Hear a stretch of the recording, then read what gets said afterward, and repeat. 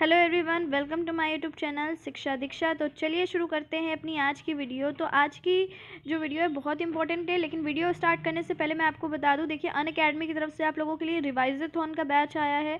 ये बिल्कुल भी आपको एक भी रुपये इसमें नहीं खर्च करना है, बिल्कुल फ्री ऑफ कॉस्ट है और 1 मंथ का रिवीजन बैच है, ताकि आपकी जितनी भी तैयारी है आप अच्छे से कंटिन्यू कर पाएँ और आपका 1 महीने में जितना ज़्यादा से ज़्यादा हो सकता है बढ़िया रिवीजन कराया जाएगा आप लोगों को। और देखिए ये आपका 1 फरवरी से लेकर के 28 फरवरी तक ये बैच चलने वाला है। इसमें क्या होगा कि आपके सारे डाउट क्लियरिंग मैकेनिज्म होगा और स्ट्रक्चर्ड लाइव क्लासेस भी आपको मिलेंगी और बिल्कुल भी आपको एक भी रुपये इसमें खर्च नहीं करना है। साथ में देखिए बहुत ज़्यादा बोनस है इस बैच को ज्वाइन करने का। वो क्या क्या है वो भी मैं आपको बता देती हूँ। देखिए लेन टेस्ट मिलते हैं आपको, तो मतलब अगर आपको कोई भी चीज़ है जो आपको समझ में नहीं आ रही तो वो पूरा क्लास में आपका बताया भी जाएगा और पूरे हर दिन आपको जो है कोई ना कोई टेस्ट मिलते रहेंगे किसी ना किसी सेक्शन पर। लाइक अगर आप मान लीजिए कि आपकी क्लास मंडे को है और अगर आपका सब्जेक्ट जो है इंग्लिश का है, तो आपको 30 क्वेश्चन का मॉक टेस्ट जो है उसी दिन अवेलेबल हो जाएगा उस सेम सब्जेक्ट पे, ताकि आप अपनी प्रोग्रेस देख पाएँ कि आपने कैसी तैयारी की है। पहले चीज़ें आपको पढ़ाई जाएंगी, समझाई जाएंगी, उसके बाद उनका जो है टेस्ट होगा। तो ये जो रिवाइज़थॉन बैच है ये आप लोगों के लिए बहुत ही ज़्यादा बेनिफिशियल है, जो भी लोग क्लैट के लिए सीरियस तैयारी कर रहे हैं, क्योंकि ये बिल्कुल फ्री ऑफ कॉस्ट है। तो आपका एक भी रुपये नहीं लगना है, तो आपको देरी नहीं करनी चाहिए, आपको तुरंत ज्वाइन करना चाहिए इस बैच को। डिस्क्रिप्शन में लिंक अवेलेबल है, वहाँ से जा कर के आप इस बैच को ज्वाइन कर सकते हो और अपने क्लैट एग्ज़ाम के लिए अच्छे से तैयारी जो है आप कर सकते हैं। साथ में जो लोग भी सब्सक्रिप्शन लेना चाहते हैं उनके लिए मैं बता दूं कि सब्सक्रिप्शन लेने के लिए आपको क्या करना है कि आपको मेरा रेफरल कोड यूज़ करना है शिक्षा क्लैट, और अगर आपको इस बैच को भी अनलॉक करना है तो आप मेरा रेफरल कोड जो है वो यूज़ कर सकते हैं। बाकी आपका इसमें कोई भी पैसा नहीं पड़ेगा। हाँ, अगर आप सब्सक्रिप्शन लेना चाहते हैं तो मैं ज़रूर बताऊँगी कि आपको शिक्षा क्लैट कोड यूज़ करने पर जो है मैक्सिमम डिस्काउंट हो जाएगा। तो क्या करना है आपको, जल्दी से डिस्क्रिप्शन में लिंक अवेलेबल है, वहाँ से जाके इनरोल कर लीजिए इस बैच के लिए। तो चलिए बढ़ते हैं अपनी क्लास की तरफ। Hello friends, welcome to our YouTube channel Shiksha Diksha. I am Shweta Gupta. आज की हमारी वीडियो में हम अपने जो स्टैटिक जीके की सीरीज़ कंटिन्यू कर रहे थे उसको ही लेके चलेंगे। तो शुरू करते हैं हमारी वीडियो। पहला क्वेश्चन देखते हैं। कुछ क्वेश्चंस रखे हैं ताकि जो इम्पोर्टेंट है या हमें लगता है कि पहले एग्जाम में भी आए हैं उससे रिलेटेड ही हमने इसमें रेलिवेंट क्वेश्चन इसमें कवर किए हैं। देखते हैं पहला क्वेश्चन क्या है। रिजर्व बैंक ऑफ इंडिया के पहले भारतीय गवर्नर कौन थे? ठीक, क्वेश्चन में दिया है कि रिजर्व बैंक ऑफ इंडिया के पहले भारतीय गवर्नर पूछे हैं। ठीक है, क्वेश्चन डायरेक्ट भी आ सकता है कि पहले गवर्नर कौन थे या पहले भारतीय गवर्नर। तो यहाँ पे भारतीय पूछा है, तो पहले भारतीय गवर्नर कौन थे रिजर्व बैंक के? तो सी.डी. देशमुख थे। ठीक, और अगर क्वेश्चन आता है कि रिजर्व बैंक ऑफ इंडिया के पहले गवर्नर कौन थे, भारतीय ना पूछा हो, तो आंसर क्या हो जाएगा? यहाँ पहले गवर्नर।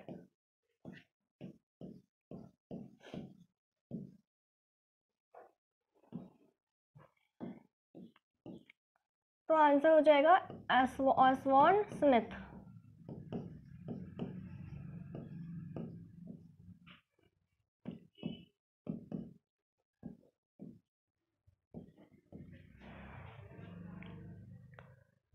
क्वेश्चन अगर देखें कि रिजर्व बैंक ऑफ इंडिया के पहले भारतीय गवर्नर तो सी.डी. देशमुख, और अगर पूछे कि पहले गवर्नर तो सर ऑसबॉर्न स्मिथ, और करेंट हमें पता होना चाहिए कि वर्तमान में कौन है।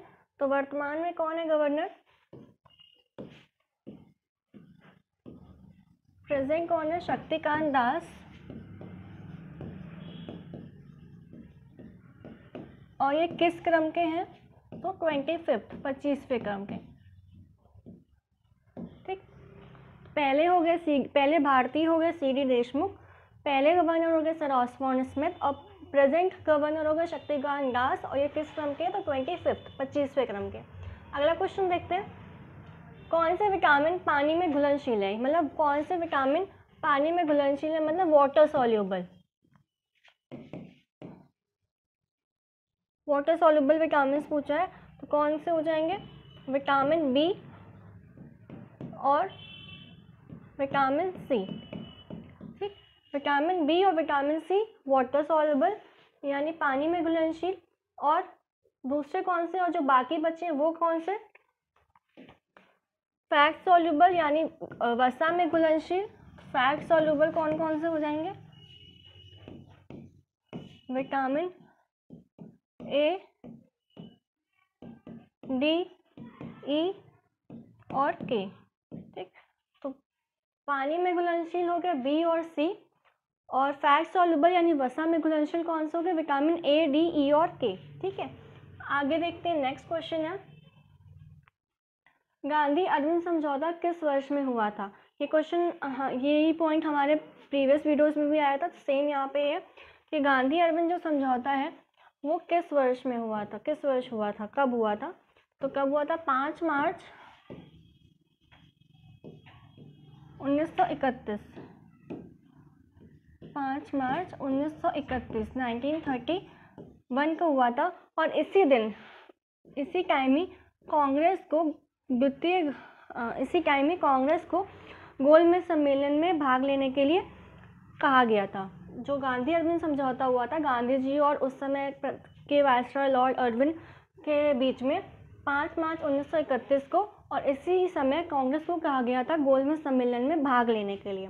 ठीक, अगला क्वेश्चन है, शिकागो किस नदी के किनारे स्थित है? तो शिकागो किस नदी के किस झील के किनारे स्थित है? तो मिशिगन झील के।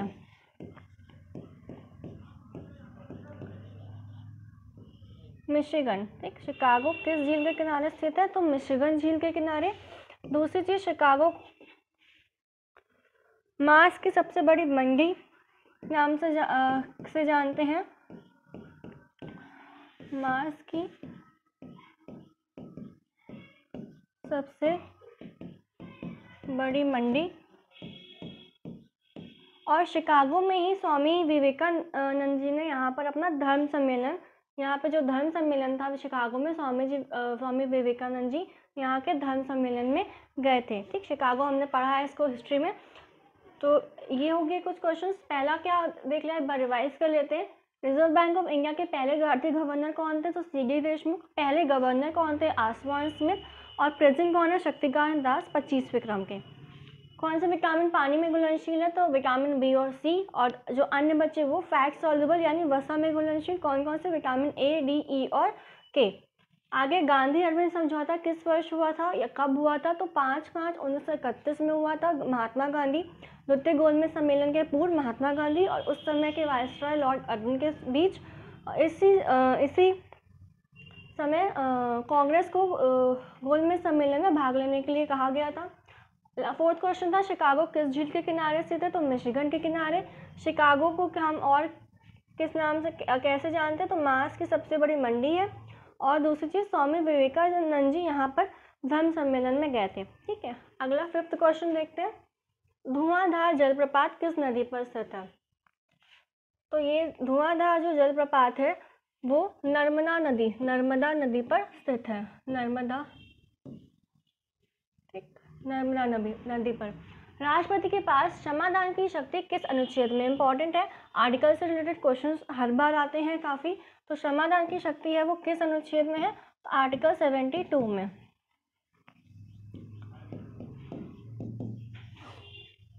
ठीक, जो राष्ट्रपति है वो सारे जितने भी दंड है, जितनी भी चीजें उनको क्षमादान दे सकता है। इनफैक्ट जो मृत्यु दंड का भी है उसको भी माफ कर सकता है। और जो राज्यपाल होते हैं वो अन्य सारे को तो माफ कर सकते हैं, बट जो मृत्युदंड होता है उनके पास इसका अधिकार नहीं होता है कि राज्यपाल मृत्युदंड का जो दंड है उसको माफ कर सकें। ठीक, माउंट केटू की ऊंचाई कितनी है? माउंट केटू की ऊंचाई कितनी है? 8611 मीटर्स। ठीक, जो माउंट केटू है ये ट्रांस हिमालय के काराकोरम के अंदर स्थित है। जो माउंट केटू है ये ट्रांस हिमालय के, हमने सारे हिमालय जो हम पढ़ते हैं, तो जो ट्रांस हिमालय है, ट्रांस हिमालय के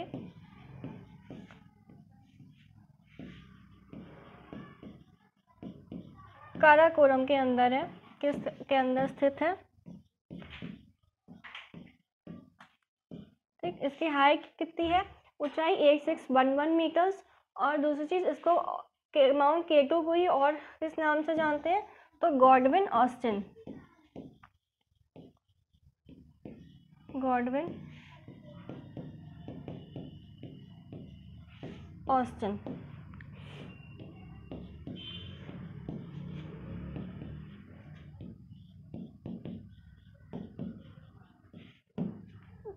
तो माउंट केटो की ऊंचाई कितनी होगी, वह 8611 मीटर्स। फ्रांस हिमालय के अंदर जो काराकोरम रेंज है, काराकोरम उसके अंदर स्थित है। और दूसरा इसको हम और इसी को ही हम गॉडविन ऑस्टिन के नाम से जानते हैं, ठीक। और जो माउंट एवरेस्ट है हमारा, उसकी हाइट क्या है,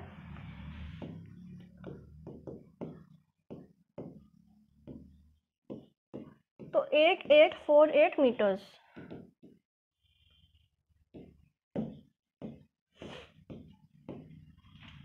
ठीक, माउंट एवरेस्ट की 8848 मीटर्स।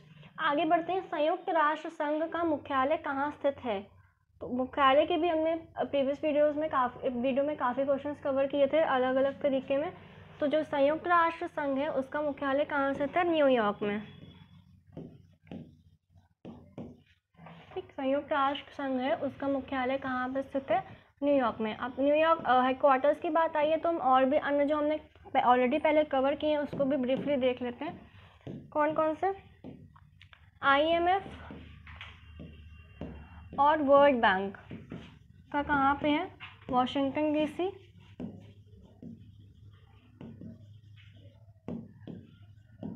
Washington DC America.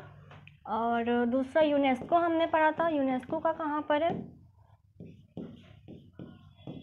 तो यूनेस्को का पेरिस।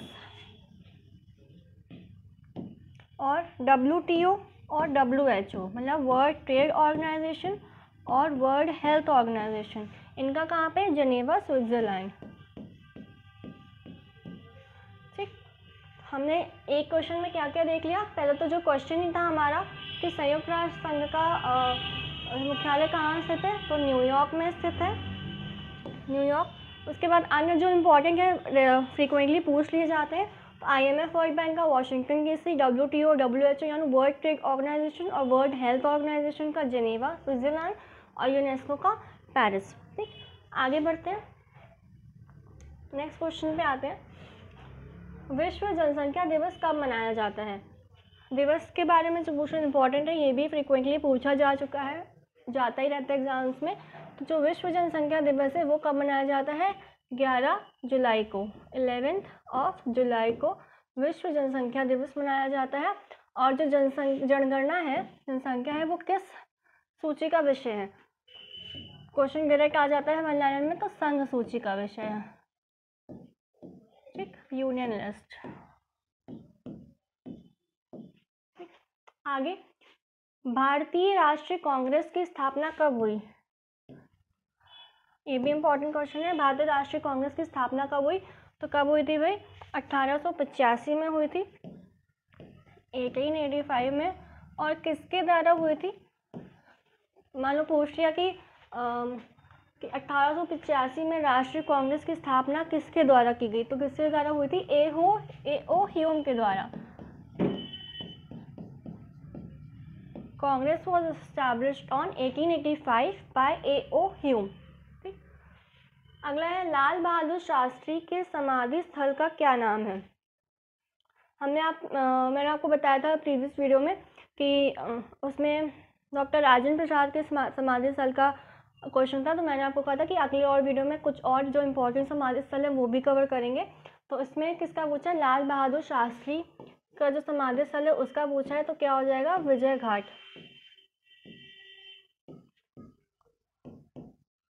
ठीक, अगला है, 1916 में कांग्रेस के लखनऊ अधिवेशन में अध्यक्षता किसने की।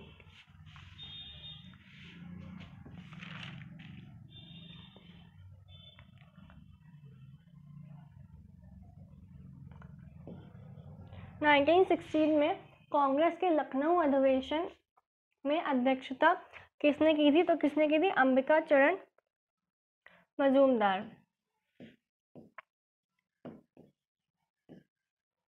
अंबिका चरण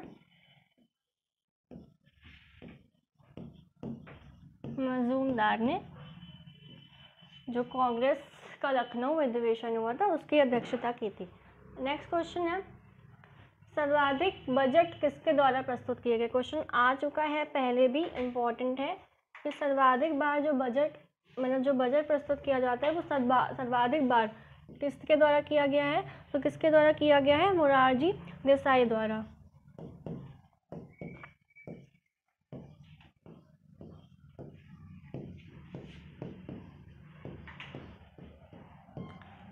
मोरारजी देसाई द्वारा किया गया है। और कब प्रस्तुत किया जाता है बजट, तो पहले फरवरी लास्ट में करते थे, अब फरवरी स्टार्टिंग 1 फरवरी को बजट जो है वो प्रस्तुत किया जाता है। और जो क्वेश्चन आता है कि पहली बार किसके द्वारा कब किया गया था। ये तो क्वेश्चन था कि सर्वाधिक बार किसके द्वारा किया गया, तो मोरारजी देसाई द्वारा। और अगर क्वेश्चन आ जाता है कि पहली बार किसने किया था, पहली बार प्रस्तुत किसने किया था,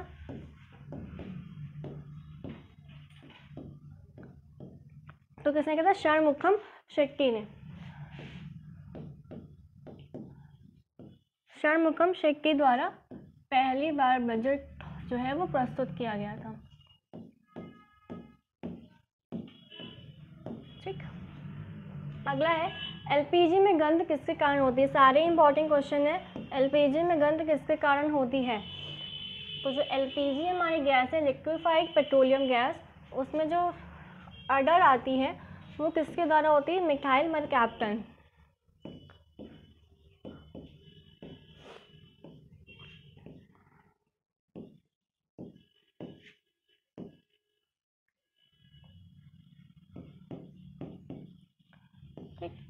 क्योंकि जो एलपीजी गैस है ये कैसी गैस है, कलरलेस और अडरलेस, मानी रंगहीन और गंधहीन, कलरलेस एंड अडरलेस गैस है।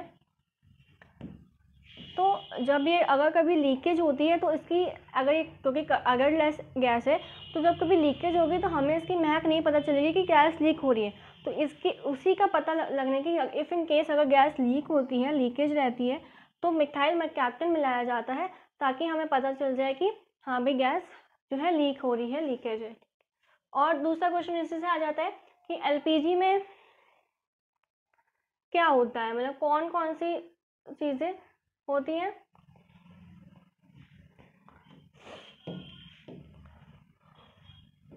इसी का यहाँ पे लिखते हैं, एलपीजी में क्या क्या कंटेन होता है। क्वेश्चन आ चुका है, ब्यूटेन और प्रोपेन होता है।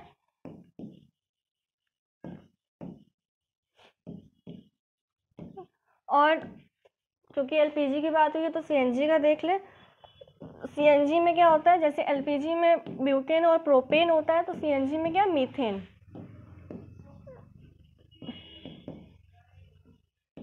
ठीक, तो इसमें काफ़ी क्वेश्चन हो गए एक ही में, कि पहला तो था कि एलपीजी में गंध किसके कारण होती है, तो मिथाइल मरकैप्टन द्वारा के कारण होती है। एलपीजी में क्या क्या होता है, तो ब्यूटेन और प्रोपेन होता है, और सीएनजी में मीथेन। ठीक, लास्ट क्वेश्चन है, बांग्लादेश की सर्वाधिक सीमा किस राज्य से लगती है। तो बांग्लादेश की जो सर्वाधिक कौन सा राज्य है जिसके साथ सर्वाधिक सीमा लगती है, तो पश्चिम बंगाल के साथ, यानी वेस्ट बंगाल के साथ बांग्लादेश की सर्वाधिक सीमा लगती है। एक और क्वेश्चन बांग्लादेश से ही आता है रिलेटेड, क्या कि ऐसा कौन सा राज्य है जिसे बांग्लादेश ने तीनों ओर से घेर रखा है। तो बांग्लादेश ने किस राज्य को, ये क्वेश्चन भी आ चुका है, तीनों ओर से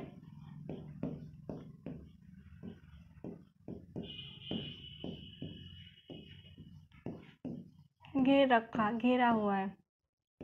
तो कौन सा हो जाएगा आंसर हमारा, त्रिपुरा। ठीक है, त्रिपुरा राज्य को बांग्लादेश ने तीनों ओर से घेरा हुआ है। ठीक, ये क्वेश्चन भी पूछा जा चुका है पहले काफ़ी बार। ठीक, तो जो क्वेश्चन था हमारा वो था कि बांग्लादेश की सर्वाधिक सीमा किस राज्य से लगती है, तो वेस्ट बंगाल से लगती है। और बांग्लादेश ने किस राज्य को तीनों ओर से घेर रखा है, तो त्रिपुरा राज्य को। ठीक, तो ये थी हमारी आज की वीडियो। आई होप आपको वीडियो पसंद आई होगी। हमने हमारा मेन मोटिव ये था इस वीडियो का। आई होप आई गेस कि आप सबको मतलब काफ़ी लोगों को आंसर्स आते होंगे सारे, तो आपका रिवीजन होता जाएगा इसके साथ। आई होप आपको वीडियो पसंद आई होगी। वीडियो को लाइक करिएगा, शेयर करना मत भूलिएगा। मिलते हैं अपने अगले सेशन में, तब तक के लिए पढ़ते रहिए, सीखते रहिए शिक्षा दीक्षा के साथ।